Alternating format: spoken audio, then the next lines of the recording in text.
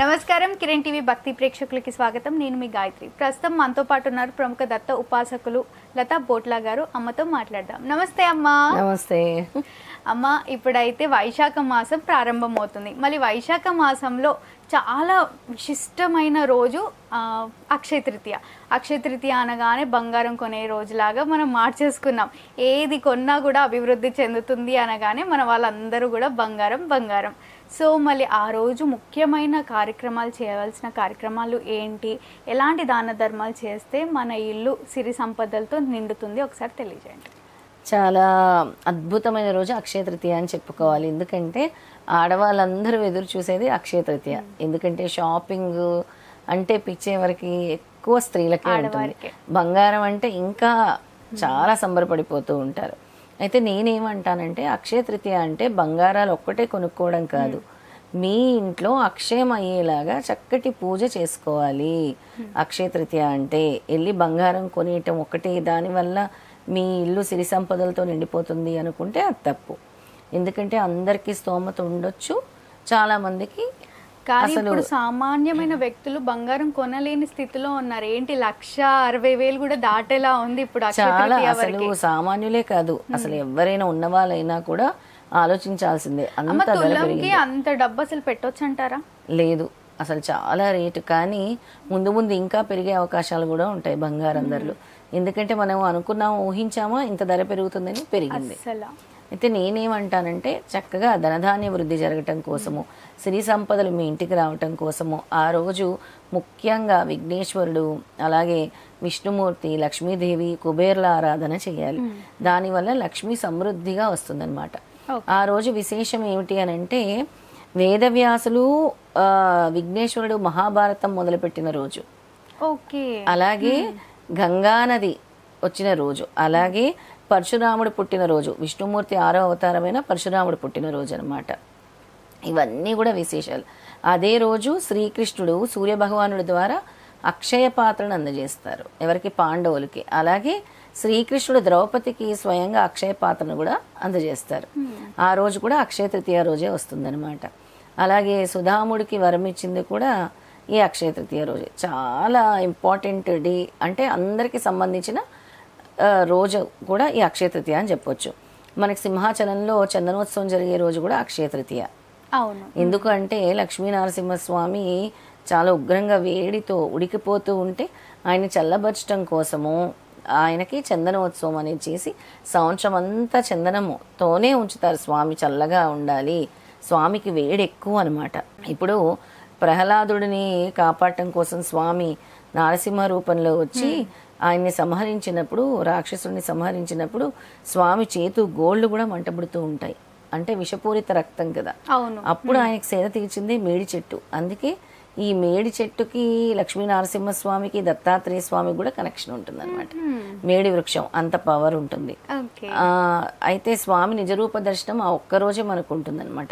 ఆ రోజు అందరూ కూడా చందనం వెళ్ళి అక్కడ నూరుతూ ఉంటారు గంధపు చెక్కలతో స్వామి కోసం చందనోత్సవం చేయటానికి. నిజరూప దర్శనం ఇస్తారు. ఆ రోజు చక్కగా చందనోత్సవం చేస్తారు. అలాగే ఘటాభిషేకం అంటారు. అంటే ఎన్నో ఘటాలతోని, 100 ఘటాలతోని సహస్ర ఘటాభిషేకం కూడా చేస్తారనమాట ఆ రోజు సింహాచలంలో. ఇక మరి మనం ఏం చేయాలి, దేవి ఆరాధన ఎలా చేయాలి అని అంటే చక్కగా ఇల్లు శుభ్రం చేసుకోండి. ఆ రోజు తలంటు స్నానం చేయండి.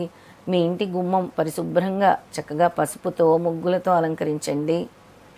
తర్వాత మీరు కుబేర ముగ్గు వేసుకోండి. కుబేర ముగ్గు అనేది నేను పంపిస్తాను. ఆ కుబేర ముగ్గు వేసుకొని అందులో చక్కగా 6 దీపాలని రెడీ చేసుకోండి.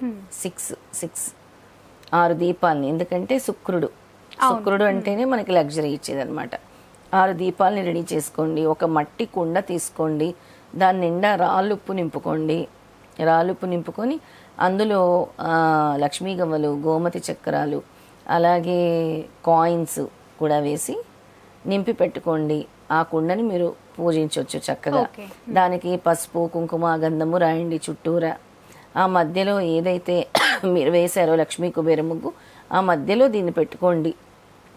ఏదైతే రాలుపుతో నింపిన చెప్పానో నేను, ఆ పాత్రని మీరు అక్కడ పెట్టుకోండి. పెట్టుకొని చుట్టూ 6 దీపాలు పెట్టండి. ఆ విధంగా లక్ష్మీదేవికి ఆహ్వానం పలకండి. ఏ స్తోత్రంతో పూజించాలో కూడా నేను చెప్తాను. తప్పకుండా. అలాగే మీరు దీపావళి రోజు పూజ చేసినవి కానీ ఏమైనా బీరువాలో పెట్టుకొని ఉంటే అవి తీసేసి మళ్ళీ పూజ చేసి మళ్ళీ వాటి ఎనర్జైజ్ చేసి బీరువాలో పెట్టుకోవాల్సిన రోజు కూడా అక్షయ తృతీయ. ఇక మీ ఇంటి గుమ్మానికి కూడా చక్కగా మీరు ఒక 7 గోమతి చక్రాలు, అలాగే దాంట్లో మనకి పటిక అని దొరుకుతూ ఉంటుంది, తెల్లటి పటిక కూడా వేసేసి దాన్ని కూడా ఎర్ర బట్టలో కట్టేసి ఆ రోజు గుమ్మానికి కట్టుకుంటే చాలా మంచిది.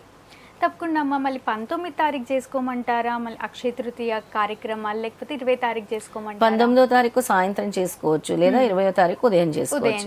ఎందుకంటే 19వ తారీఖు 10 గంటల తర్వాత మనకి తృతీయ మొదలవుతుంది కాబట్టి ఆ రోజు నుంచి 10 సూర్యోదయానికి చేసుకోలేము కాబట్టి సాయంత్రం ప్రదోషకాలం పూజ చేసుకుంటే మంచిది. మళ్ళీ మర్నాడు ఉదయాన్నే పూజ చేసుకుంటే కూడా చాలా మంచిది.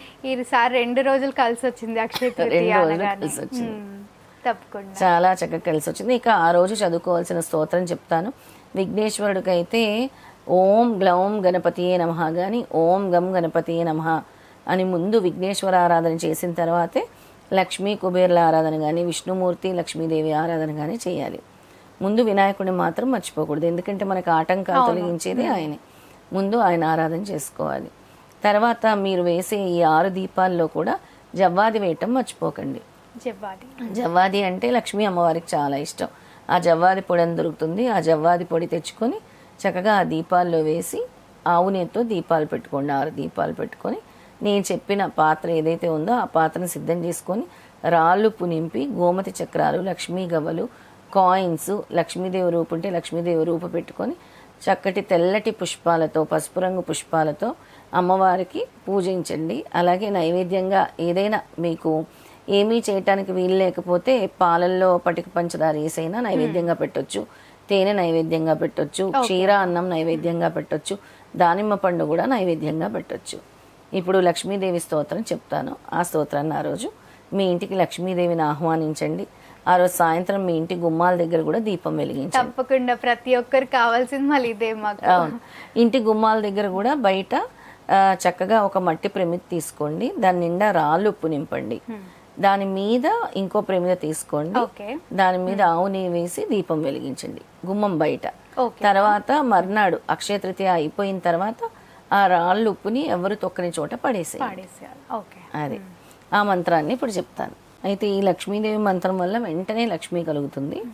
2 మంత్రాలు చెప్తాను చక్కగా. ఓం శ్రీం ఓం నమః పరమలక్ష్మీ విష్ణువక్షః స్థితాయే రమాయే ఆశ్రిత తారకాయే నమో వహినిజాయే నమః. దీన్ని చదువుకోవాలి 108 సార్లు. మాకు ఇది కష్టంగా ఉంది అని చాలామంది అనుకుంటే చాలా పవర్ఫుల్ మంత్రము. ఈ మంత్రం చదివితే వెంటనే లక్ష్మీ కటాక్షం కలుగుతుంది అనమాట. 108 సార్లు ఆ రోజు చదువుకోవాలి. ఇంకో మంత్రం కూడా చెప్తాను. ఓం హ్రీం శ్రీం క్రీం శ్రీం కుబేరాయ అష్టలక్ష్మి మమ గృహే ధనం పూరయ పూరయ నమః అనే మంత్రాన్ని చదువుకోవాలి. మా ఇంటికి అష్టలక్ష్ములు రావాలి అని. మరొకసారి చెప్తాను. ఓం హ్రీం శ్రీం క్రీం శ్రీం కుబేరాయ అష్టలక్ష్మి మమ గృహే మమ గృహే ధనం పూరయ పూరయ నమః. ధనం అనేది మర్చిపోవద్దు. ఏమైనా నియమాలు పాటించమంటారా? నియమాలంటే ఆ రోజు మద్యపానము, ధూమపానము, నాన్ వెజిటేరియన్ వీటన్నిటికీ దూరంగా ఉండాలి. ఈ మంత్రం జపించేటప్పుడు ముఖ్యంగా వీటన్నిటికీ దూరంగా ఉండాలి. చక్కగా ఆసనం వేసుకొని అమ్మవారి ముందు కూర్చొని చేయవలసిన మంత్రం 108 సార్లు చేయాలి. తప్పకుండా అమ్మ. ఇక దాన ధర్మాలు అడిగావు కాబట్టి అక్షయ తృతీయ రోజు జలదానం చేస్తే చాలా మంచిది, మజ్జిగ దానం చేస్తే మంచిది, అలాగే పసుపు తీసుకెళ్లి దేవాలయాల్లో ఇచ్చినా మంచిది. మీ ఇంటికి పసుపు కొనుక్కొని వచ్చిన బంగారానికి బదులుగా బంగారం కొనుక్కోలేము అనుకున్న వాళ్ళు చక్కగా పసుపు తెచ్చుకోవచ్చు, రాళ్ళుప్పు తెచ్చుకోవచ్చు, బెల్లం తెచ్చుకోవచ్చు, చీపురు తెచ్చుకోవచ్చు, చాలా మంచిది. లక్ష్మీదేవి తీసుకొని వచ్చినట్టే ఇంటికి. తప్పకుండా అమ్మ. అక్షయ తృతీయ యొక్క విశిష్టత, ఆ రోజు చేయాల్సిన కార్యక్రమాలు, పాటించాల్సిన నియమాలు ఎంతో చక్కగా మన ప్రేక్షకుల కోసం తెలియజేసినందుకు ధన్యవాదాలు. నమస్తే.